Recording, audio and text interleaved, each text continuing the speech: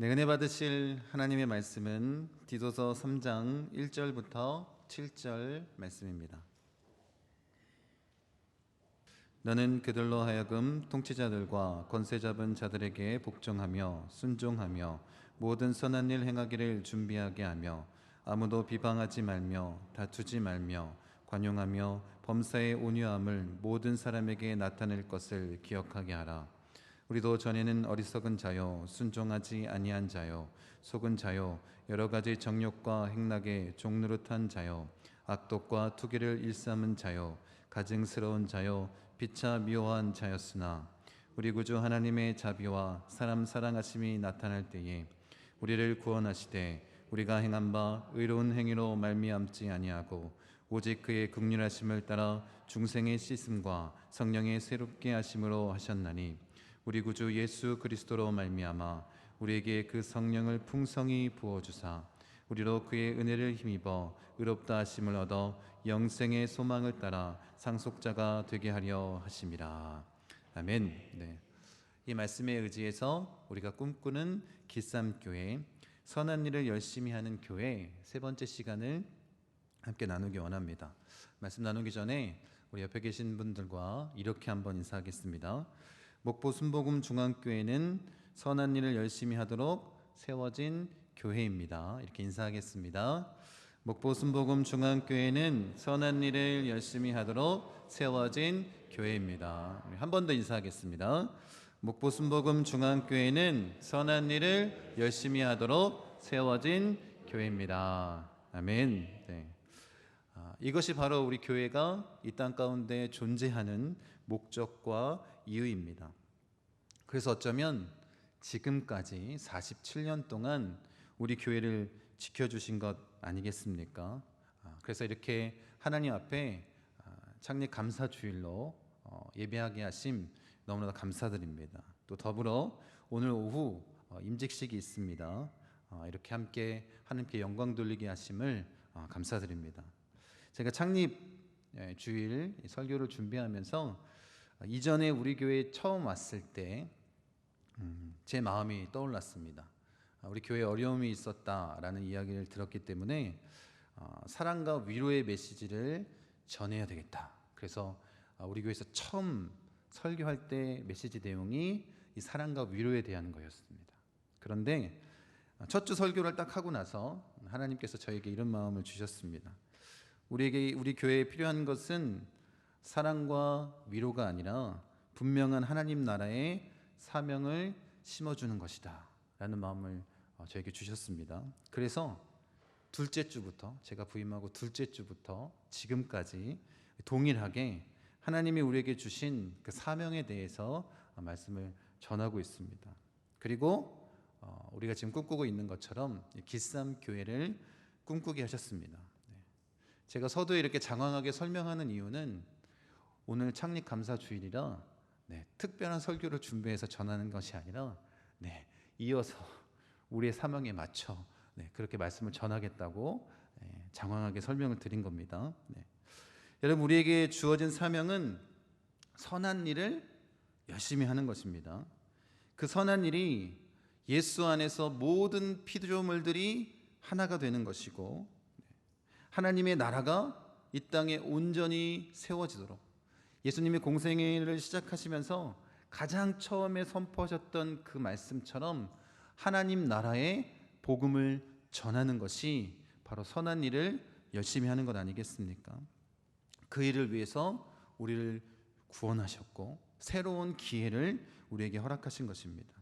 이제 우리에게 주어진 그 말씀을 보기 원하는데요, 우리가 이 세상 가운데 세상의 방법이 아닌 그리스도인의 방법으로 살아가야 될 이유에 대해서 이야기하고 있습니다. 그것을 3절에서는 우리도 구원받기 전에 그들과 똑같은 그런 세상 사람들과 똑같은 죄인이었다라는 것입니다. 그런 존재였음에도 불구하고 우리에게 하나님의 놀라운 자비와 사랑이 그 구원의 은혜가 임했다라는 것입니다. 그래서 우리가 구원받았기에 그에 합당한 삶을 살아가는 것이다. 이것이 바로 우리 지난주까지 나누었던 선한 일을 열심히 하는 교회의 그 내용이었습니다. 그리고 오늘은 그 세 번째 시간으로 우리를 어떻게 구원하셨고 우리에게 베풀어진 그 구원의 은혜, 복음의 능력이 무엇인지 분명히 알고 선한 일을 열심히 하는 구원받은 자로 어떤 삶을 살아야 하는지 함께 나누기 원합니다. 우리 5절 하반절 말씀 같이 한번 읽겠습니다. 우리가 행한 바 의로운 행위로 말미암지 아니하고 오직 그의 긍휼하심을 따라 중생의 씻음과 성령의 새롭게 하심으로 하셨나니. 구원을 어떻게 이루셨냐면 하나님의 긍휼하심을 따라 구원하셨다는 것입니다.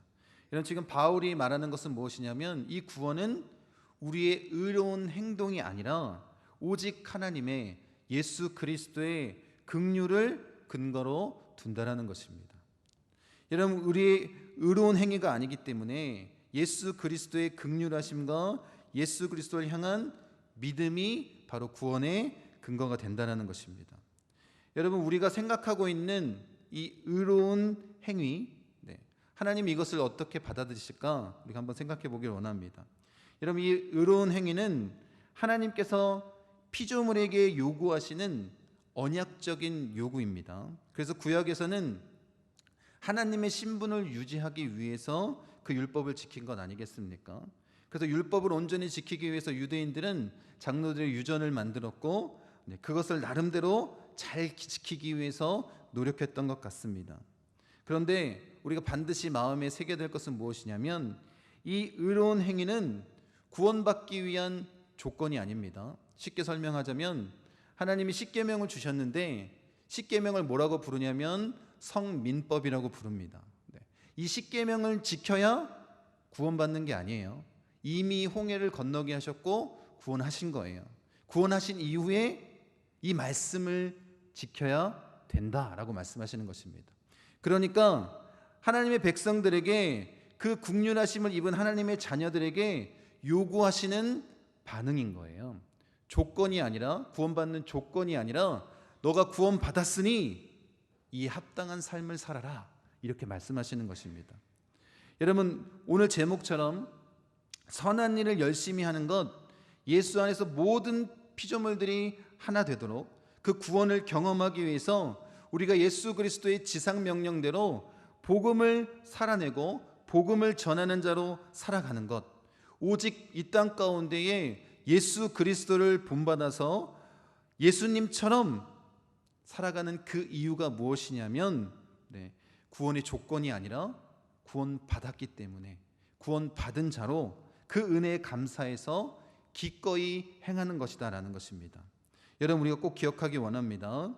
하나님은 우리를 구원하시기 위해서 그 긍휼하심을 가지고 자비와 사랑을 먼저 우리에게 행하셨습니다. 그리고 우리에게 거룩한 삶, 의로운 삶, 그것을 요구하시는 것입니다. 우리가 마땅히 그 일을 감당하는 그리스도인 되기 원합니다. 에베소서 2장 8절 9절에 이렇게 말씀하십니다. 너희는 그 은혜에 의하여 믿음으로 말미암아 구원을 받았으니 이것은 너희에게서 난 것이 아니요 하나님의 선물이라. 행위에서 난 것이 아니니 이는 누구든지 자랑하지 못하게 함이라. 여러분, 그렇기 때문에 우리가 자랑할 것이 없다는 것입니다. 우리는 그냥 그 구원의 은혜에 감사하고 그에 합당한 삶을 사는 그리스도인으로서 선한 일을 열심히 행하는 자가 되면 되는 것입니다. 그리고 중생의 씻음과 성령의 새롭게 하심으로써의 구원에 대해서 말씀하십니다. 여러분, 구원은 단지 장소가 이동되는 것이나 아니면 우리의 신분이 바뀌는 것이 아닙니다. 온전하게 변화되는 것에 대해서 지금 말씀하시는 것입니다. 여러분, 그런데 우리가 예수 믿었다고 우리의 속성이 어때요? 한꺼번에 바뀌나요? 그렇지 않습니다. 그럼에도 불구하고 우리는 아직도 죄 가운데 거하지 않습니까? 그럼 뭐가 변하는지를 분명히 알아야 우리가 정말 예수 그리스도가 원하시는 그 삶의 모습을 살 수 있을 것 같습니다. 그 변화를 바울은 뭐라고 얘기하고 있냐면 중생의 씻음과 성령의 새롭게 하심이라고 얘기하고 있는 것입니다.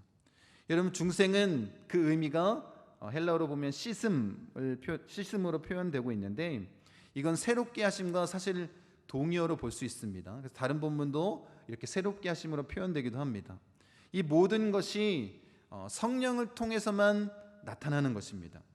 여러분, 우리에게 일어난 이 변화는 성령을 통한 중생과 새롭게 됨입니다. 이게 뭐냐면 신분의 변화인데, 어떤 신분의 변화이냐면 그 신분에 걸맞는 사람으로 살 수 있도록 우리에게 찾아온 변화는 뭐냐면 성령의 내주하심입니다. 이게 변화라는 거예요. 다른 게 아니라 중생의 씻음과 새롭게 하심은 성령님이 우리 가운데 내주하셨다는 것입니다. 그리고 그 내주하심을 통하여서 우리가 정말 예수 그리스도를 닮아 나아갈 수 있는 것 아니겠습니까? 여러분, 이 변화의 역사를 나타내기 위해서 우리가 할 일은 단 한 가지입니다. 그건 뭐냐면 믿음을 갖는 것입니다.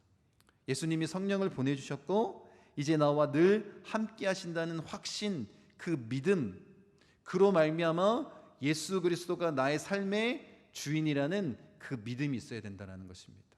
그러면 여러분의 삶의 변화가 시작되는 것입니다. 여러분이 예수 믿고 내 생각이, 내 삶이 변화되지 않았다면 여러분 아직도 예수님이 여러분의 삶의 주인이 아닌 거예요. 그렇기 때문에 변화가 안 나타나는 것입니다. 여러분, 우리가 이 의미를, 중생과 새롭게 하심에 대한 의미를 다른 본문과 좀 연관해서 좀 나누기 원합니다. 이 중생이라는 이 헬라어 단어는 이 마태복음에 등장하는데, 이 지금 우리가 알고 있는 이 디도서와 마태복음 이 두 군데에만 나타나는 단어입니다. 우리 이 말씀 같이 한번 읽겠습니다. 마태복음 19장 28절입니다. 예수께서 이르시되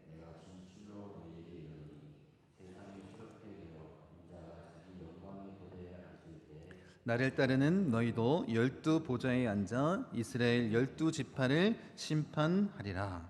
네. 지금 우리가 읽었던 이 말씀에 새롭게 되어가 이 헬라어로 중생과 똑같은 동일한 단어입니다. 여러분이 잘 아는 것처럼 예수님이 재림하실 때 이 우주적인 중생, 새로움을 가리키는 그런 단어입니다. 그냥 고장난 것을 고치는 정도가 아니라 새롭게 창조하는 것입니다. 그래서 이걸 우리가 성령의 새롭게 하심과 크게 다르지 않다라고 아까 전에 말했던 것입니다. 여러분, 이 새롭게 하심도 이 성령께서 하시는 일인데, 우리 본문에 있었던 새롭게 하다라는 이 단어가 쓰인 다른 본문이 있습니다. 그 본문의 그 로마서 12장 2절 말씀인데, 이 새롭게 하다라는 단어는 복음에 합당한 삶에 대해 요약해주는 이 말씀에 나오는 것입니다. 같이 한번 로마서 12장 2절 읽어보겠습니다. 너희는 이 세대를 본받지 말고 오직 마음을 새롭게 함으로 변화를 받아 하나님의 선하시고 기뻐하시고 온전하신 뜻이 무엇인지 분별하도록 하라. 네. 여러분, 여기서 새롭게 함으로, 이게 동일한 단어인데 마음을 새롭게 한다 이렇게 얘기하고 있습니다. 여기서 이 마음은 지성이나 세계관을 얘기하는 것입니다. 복음이 우리를 어떤 전제로 변화시키냐면 우리의 마음과 지성과 가치관과 세계관이 새롭게 바뀌는 것입니다. 그래서 하나님의 뜻을 잘 분별하게 되는 것입니다. 그것이 바로 성령의 새롭게 하시는 역사입니다. 네. 세상 것에서 하나님의 것을 바라보게 만드는 것입니다. 여러분, 이런 변화의 역사가 나타나는 것, 성령을 통해서 근본적인 본성의 변화가 아니라 우리의 관점과 세계관이 변화되는 것입니다. 여러분, 우리가 성령의 역사, 그 변화의 역사에 나를 맡길 때 내 인간적인 성품과 관점이 아닌 예수님의 성품으로 변화되는 것입니다.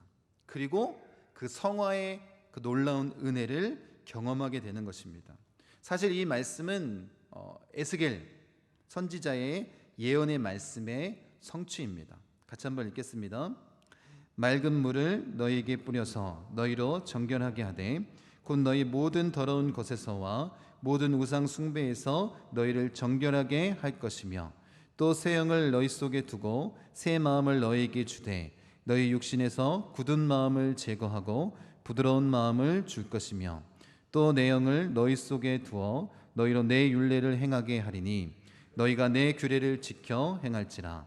내가 너희 조상들에게 준 땅에서 너희가 거주하면서 내 백성이 되고 나는 너희 하나님이 되리라.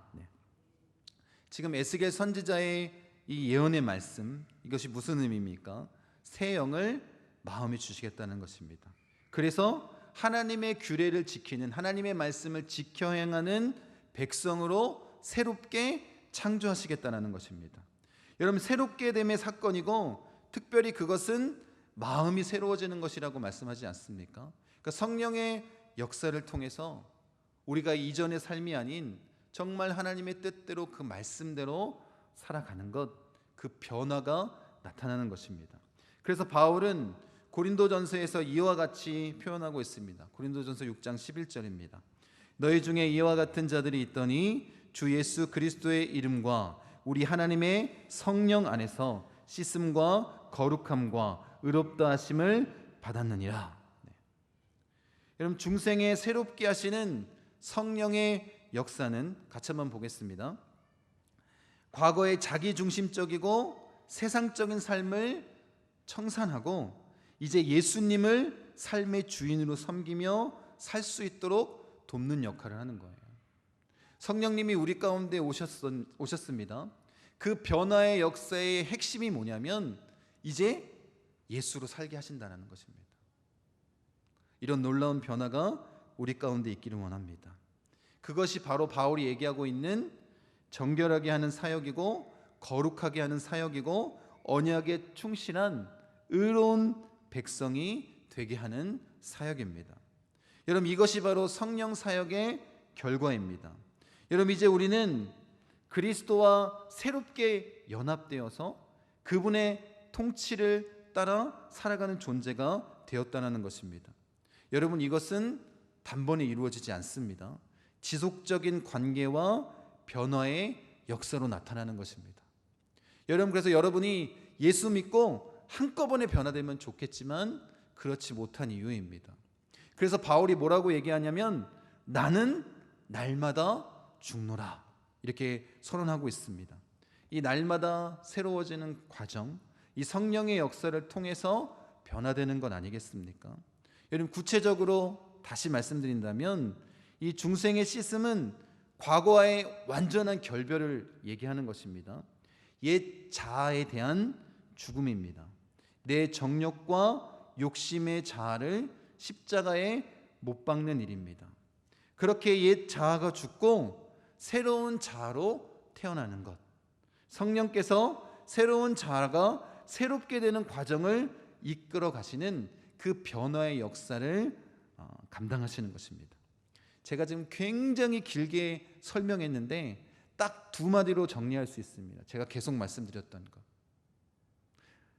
예수님과 함께 십자가에서 죽고 이제 예수로 사는 삶을 사는 것입니다. 이게 바로 성령의 역사라고 우리에게 말씀하고 있는 거예요. 여러분, 정말 예수님이 여러분의 삶의 주인이시라면, 구주시라면 이런 삶의 변화의 역사가 나타나야 합당한 그리스도인의 모습입니다. 여러분, 우리가 그렇게 살기 원합니다. 6절 말씀입니다. 우리 구주 예수 그리스도로 말미암아 우리에게 그 성령을 풍성히 부어주사. 여러분, 이 성령을 부어주는 이 사건, 지금 여기서 말씀하시는 이 부어주사라는 이 단어가 이 오순절 성령 사건을 의미하고 있는 것입니다. 이 동사가 다른 본문에서 이 오순절 성령 사건을 이야기하는데, 묘사하는데 쓰이고 있기 때문입니다. 여러분, 4절 말씀에 이 하나님의 자비와 사람 사랑하심이 십자가와 부활, 그 승천에 대한 그런 메시지였다면 지금 5절과 6절 말씀은 성령 강림에 대해서 이야기하고 있는 것입니다. 여러분, 중생의 씻음과 새롭게 하시는 성령의 역사를 구속사건이 나타내는 것인데, 성령을 우리에게 부어주시는데 어떻게 부어주신대요? 풍성히 우리 위에 부어주신다라고 말씀하십니다. 그래서 여러분, 착각하지 마십시오. 성령은 인격이시기 때문에 양적인 의미를 나타내는 것이 아닙니다. 여러분, 성령의 역사가 이제 직접적이고 능력 있게 지속적으로 우리에게 임한다는 얘기예요. 예수님이 그 성령을 우리에게 보내주셨다라는 것입니다. 그래서 이 시대를 지금 뭐라고 얘기하냐면 성령의 시대라고 얘기하는 것 아니겠습니까? 하나님의 백성이 정말 예수를 믿고 그리스도인으로 살아가는 그 모든 순간 성령이 우리와 함께 하신다는 것입니다. 그 의미가 뭐냐면 풍성히 우리에게 부어주셨다는 의미입니다. 지금도 성령님 여러분과 함께 하십니다. 여러분이 어느 곳에 있든지 성령님은 여러분과 함께 하십니다. 그 은혜를 우리가 온전히 누리기 원합니다. 그리고 그 성령을 우리 구주 예수 그리스도로 말미암아 부어주셨다라고 말씀하십니다. 그 의미가 뭐냐면 여러분 예수님의 성육신과 구속사건의 근거에서 지금 성령이 또 다른 보혜사로 오셨다는 그런 의미인데 그 구속사건을 완성하기 위해서 누굴 보내주셨다는 거예요? 성령 그리고 예수의 영인 진리의 영인 이 성령을 우리에게 보내주셨다는 것입니다. 여러분 그러니까 그 진리의 영이 성령이 충만할 때 우리가 하나님의 말씀을 온전히 깨닫는 것 아니겠습니까? 예수님이 우리에게 선포하셨던 그 말씀을 우리가 살아낼 수 있는 것 아니겠습니까? 우리가 오직 하나님의 말씀에 순종하며 살아갈 수 있는 예수님이 그렇게 우리에게 보여주셨던 것처럼 그 말씀과 기도로 그렇게 그리스도인의 삶의 그 본이 되셨던 것처럼 우리가 살 수 있는 것 아니겠습니까? 이것이 다 성령의 역사이고 하나님의 은혜다라고 지금 바울이 우리에게 선포하고 있는 것입니다. 여러분 우리가 의로운 삶, 주를 위해 헌신하는 삶, 선한 일을 열심히 행하며 복음을 전하는 삶을 살았다 한들 이런 이유 때문에 우리가 지금까지 나눈 이유 때문에 우리가 아무리 이렇게 열심히 살았다 한들 그것에 대해 상급을 원한다면 그것은 말이 안 되는 것입니다. 왜냐하면 지금까지 제가 말씀드린 이 삶은 우리가 구원받았기에 행하는 당연한 일이기 때문에 그렇습니다. 여러분 예수님도 말씀하시지 않습니까? 종이 마땅히 그 일을 했는데 어찌 칭찬받기를 요구할 수 있겠습니까? 여러분 지금 5절부터 6절까지 그 구원의 방법은 이 삼위일체 하나님 성부, 성자, 성령 하나님의 합작품임을 지금 바울이 우리에게 전해주고 있는 것입니다. 여러분 그럼 정말 우리가 이 구원에 우리가 동참할 수 있는 일은 없는 것입니까? 우리가 아무것도 안 하는 것이 아니라 이제 이 구원의 능력을 온전히 경험하기 위해서 우리가 할 일은 뭐냐면 성령을 의지하고 붙들고 사모하고 살아가는 것입니다. 여러분 성령이 기억나게 하시고 깨우쳐 주시는 그 말씀대로 그 말씀에 순종하여 나아가는 것입니다. 그래서 바울은 에베소서에서 이렇게 얘기합니다. 술 취하지 말라. 이는 방탕한 것이니 오직 성령으로 충만함을 받으라. 여러분 술 취함과 방탕함으로 이 세상의 정욕에 따라 그 행락을 따라 살면 성령은 역사하실 수 없습니다. 의로운 행위야 선한 일을 열심히 행할 수 없게 되는 것입니다. 여러분 우리가 천국 백성으로서 정말 예수님을 닮은 그 복음을 살아내는 자가 될 수 없다는 것입니다. 그래서 우리는 성령의 충만함을 간구해야 되는 것입니다. 여러분이 성령의 전임을 지성소임을 여러분 잘 아시지 않습니까? 그렇다면 성령이 소멸되지 않도록 그 성령의 충만함을 간구하는 자 되길 원합니다. 그것이 우리가 할 일입니다. 7절 말씀 같이 한번 읽겠습니다. 우리로 그의 은혜를 힘입어 의롭다 하심을 얻어 영생의 소망을 따라 상속자가 되게 하려 하심이라. 아멘. 이제 바울은 7절을 통해서 지금까지의 말씀들을 요약하고 있는 거예요. 구원의 목표가 무엇인지 분명하게 정리해서 우리에게 말씀하고 있습니다. 그의 은혜를 힘입어 의롭다 하심을 얻는다라고 얘기하고 있습니다. 여러분 이 의롭다 하심은 단순히 칭의, 우리가 의롭지 않은데 그냥 의롭다고 선언하는 것으로 그치는 것이 아닙니다. 여러분 우리를 온전히 변화시키는 것입니다. 그래서 우리에게 책임을 물으실 만큼 의의 열매, 성령의 열매, 빛의 열매를 맺게 하는 그 능력, 그 은혜가 우리에게 임했다는 것입니다. 여러분, 이것은 단순히 신분의 변화가 아니라 열매를 맺도록 지속적으로 그 변화를 초래하는 구원을 말씀하고 있는 것입니다. 그래서 그 구원의 은혜를 경험했기 때문에 우리가 하나님의 선하시고 기뻐하시고 온전한 뜻이 무엇인지 헤아릴 수 있는 것 아니겠습니까? 그래서 이 세상을 거슬러 예수 그리스도의 말씀대로 사는 것 아니겠습니까? 예수님처럼 늘 하나님과 동행하는 삶을 사는 것 아니겠습니까? 거룩한 산재물로, 참된 예배자로 우리가 살 수 있는 것입니다. 이것을 가능케 하는 것이 바로 은혜 아니겠습니까? 그리고 이렇게 말씀합니다. 영생의 상속자가 되는 이 구원에 대해서 이야기하고 있습니다. 여러분, 우리가 은혜 아래 선한 일을 열심히 하며 충실한 새 언약의 백성을 만드시는 궁극적인 이유, 우리가 그리스도인이 되어 예수님의 그 사명을 짊어지고 지상 명령대로 땅끝까지 복음을 선포하며 살아가는 이유가 뭐냐면, 그 최종 목표를 바울이 뭐라고 얘기하고 있냐면 영생의 소망을 따라 상속자가 되는 것이다, 이렇게 말하고 있습니다. 그러니까 하나님이 우리를 구원하신 구원의 목표가 바로 이것입니다. 영생의 소망을 따라 상속자가 되는 것. 여러분, 이 하나님 나라의 상속자가 되게 하기 위해서 우리를 구원하신 것입니다. 그런데 뭐라고 얘기하고 있냐면 소망을 따라, 이렇게 얘기하고 있습니다. 그래서 우리가 영생을 단지 미래에 임하는, 내가 죽어져야지 가는 그 천국을 의미하는 것이 아닙니다. 이 땅 가운데 이루어진 그 하나님의 나라, 그 천국을 경험하며 그 실제를 경험하며 살아가게 하는 것입니다. 그리고 그것은 미래에 완성될 것입니다.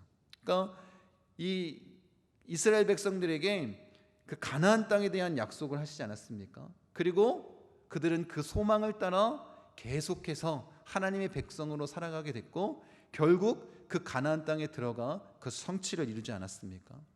지금 바울이 우리에게 얘기하고 있는 그 천국, 그 영생의 소망이 바로 이런 것입니다. 지금 이 땅 가운데에서 우리가 그 소망을 따라 살아나가는 것입니다. 하나님의 나라, 그 천국을 경험하는 것입니다. 그리고 참된 기쁨, 그 소망의 삶을 이 땅 가운데 누리며 결국 우리가 누릴 그 영생의 소망, 미래적인 그 소망, 그 영생을 우리가 소유하는 것 아니겠습니까? 여러분, 우리가 이 영원한 이 소망의 그 하나님 나라의 상속자가 되었다라고 얘기합니다. 우리가 그 하나님의 나라를 유산으로 물려받았다라는 거예요. 하나님의 통치, 그리스도의 왕권에 우리가 참여하는 자가 되었다라고 말씀하고 있습니다. 우리 로마서 8장 17절 같이 한번 읽겠습니다. 자녀이면 또한 상속자, 곧 하나님의 상속자여 그리스도와 함께한 상속자니 우리가 그와 함께 영광을 받기 위하여 고난도 함께 받아야 할 것이니라. 네.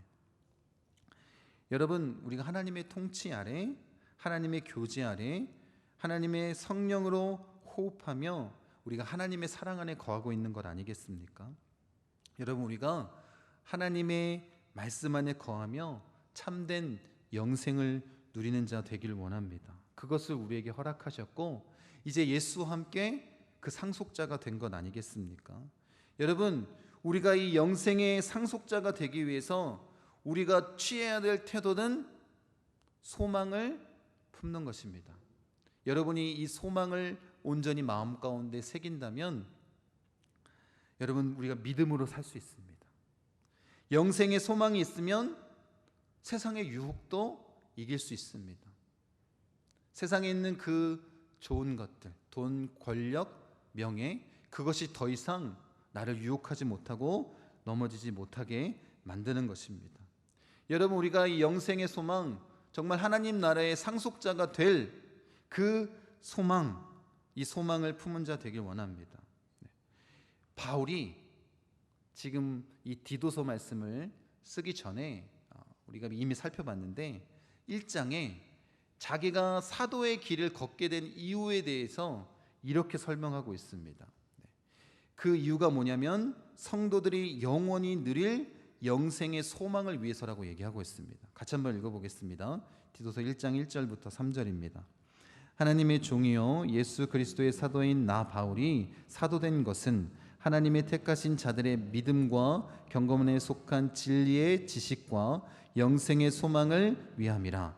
이 영생은 거짓이 없으신 하나님이 영원 전부터 약속하신 것인데 자기 때에 자기의 말씀을 전도로 나타내셨으니 이 전도는 우리 구주 하나님이 명하신 대로 내게 맡기신 것이라. 지금 그가 가지고 있는 사도의 사명이 뭐라는 거예요? 하나님의 백성이 영생의 소망을 품게 하는 것이다 라고 얘기하고 있습니다. 그 하나님의 구원의 목표가 바로 이 영생의 소망을 품는 건 아니겠습니까? 여러분이 진짜 그리스도인으로 살길 원한다면 이 영생의 소망을 품기 원합니다. 그 상속자가 되길 원합니다.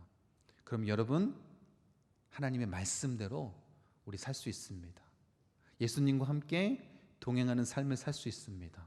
더 이상 이 세상의 유혹에 넘어지지 않습니다. 근심과 걱정, 염려가 사라지게 되는 것입니다.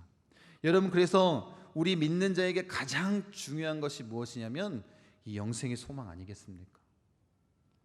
여러분, 이 영생의 소망을 온전히 품고 우리가 마땅히 해야 할 선한 일을 열심히 하는, 예수 그리스도 안에서 모든 피조물들이 하나 되는, 하나님의 통치가 온전히 이루어지는 그 하나님의 나라를 세우는, 그리고 예수님처럼 오직 말씀과 기도로 성령의 새롭게 하시는 그 변화의 역사를 따라 충성스러운 거룩한 하나님의 백성으로 사는 것, 그렇게 하나님의 상속자로 사는 자 되기 원합니다. 여러분, 우리가 오늘 창립 47주년 감사 예배를 드리며 여기 함께 있습니다. 어쩌면 오늘이, 아니 매 순간이 우리에게 매우 중요한 일 아니겠습니까? 우리 모두를 하나님께서 사명자로 부르신 것입니다. 주님이 그 거룩한 땅에 거룩한 부르심으로 우리를 세운 것 아니겠습니까? 여러분, 47년 동안 목포 순복음 중앙교회를 지켜주신 이유가 무엇이겠습니까? 여러분, 그 사명을 우리가 온전히 감당하기 원합니다. 여러분의 안락한 안전한 삶을 위해서가 아니라 우리가 구원받은 백성이라면 이제 우리의 인생의 목적, 신앙의 목표는 안전과 안락한 삶이 아닌 거룩한 인생이 되기를 원합니다. 주의 복음을 전하는 사명자의 삶을 살기 원합니다. 곧 예수로 행복한 삶을 살기 원합니다. 여러분, 여러분들이 구원받은 영생의 소망을 따라 살아가는 하나님 나라의 상속자라면 그에 합당한 삶을 살도록 결단하는 그런 날이 오늘이 되길 원합니다. 이전에 내가 그런 삶을 살지 못했다면. 여러분, 신앙의 연수가 중요한 것 아닙니다. 여러분이 가지고 있는 직분이 중요한 것이 아닙니다. 예수님은 여러분의 그 거룩한 삶을 원하시는 거예요. 예수로 행복한 삶, 늘 주님과 동행하는 삶. 여러분, 거룩한 산재물로 나아가기로 결단하는 우리 창립 감사주일 되기 원합니다. 여러분, 그래서 창립 감사주일날 우리의 사명대로 이 말씀을 이어서 전하는 것입니다. 여러분이 그렇게 살길 원합니다. 그런 모습으로 우리 목포 순복음 중앙교회가 지금까지 지켜주신 이 연수, 그보다 더 하나님이 함께 하심으로 이 땅 가운데 하나님의 나라를 온전히 세우는 교회 되길 원합니다. 여러분, 우리 교회가 꿈꾸고 있는 그 길쌈교회, 복음의 진리를 살아내고 복음의 진리를 선포하는 하나님의 능력을 나타내는 그 교회로 세워지기 원합니다. 이를 위해서 우리가 온전히 기도하고 하나님 앞에 거룩하게 선언하는 그런 날이 되기 원합니다. 그래서 제가 사명선언문이 아닌 사명선언문을 적어왔어요. 우리 교회 아시죠? 길쌈 하나, 우리가 나아가야 삶의 목적입니다. 그래서 화면에 나올 텐데 제가 길 이러면 그 다음 걸 읽으시면 되는 거예요. 연습 한번 해보도록 하겠습니다. 우리에겐 연습이 필요합니다. 네. 길. 네, 다시요. 네, 잘 맞춰서 읽으세요. 마지막으로 연습하겠습니다. 길. 네, 됐습니다. 네, 진짜로 하겠습니다. 네. 뭐 선서하려고 우리 일어나거나 손을 들지는 않겠습니다. 네. 그런데 여러분 마음 가운데 정말 내가 이 사명을 가지고 주님이 이 땅 가운데 우리를 지켜주신 그 목적대로 우리가 살기 원합니다. 이런 마음으로 우리 고백하기 원합니다. 길, 오직 십자가, 부활, 승천, 강림, 재림의 복음을 믿으며 길과 진리요 생명이신 예수 그리스도를 증거하는 복음 중심의 삶을 살겠습니다. 3. 복음을 살아내며 삶 속에서 거룩한 산제물로 영적인 예배자로 예수님과 동행하며 참 생명을 누리는 예수로 행복한 삶을 살겠습니다. 하나, 성령 안에서 교회의 하나됨을 힘써 지키며 예수 안에서 모든 피조물이 하나 되는 하나님 나라의 복음을 전하는 삶을 살겠습니다. 아멘. 그래서 우리 교회가 지금 꿈꾸고 있는 길쌈 교회의 사명 선언문이 될 것입니다. 길쌈 하나. 네. 이것을 통해서 우리가 정말로 주님이 원하시는 선한 일을 열심히 행하는 그 하나님의 백성, 그리고 목포 순복음 중앙교회가 되기를 간절히 축원드립니다.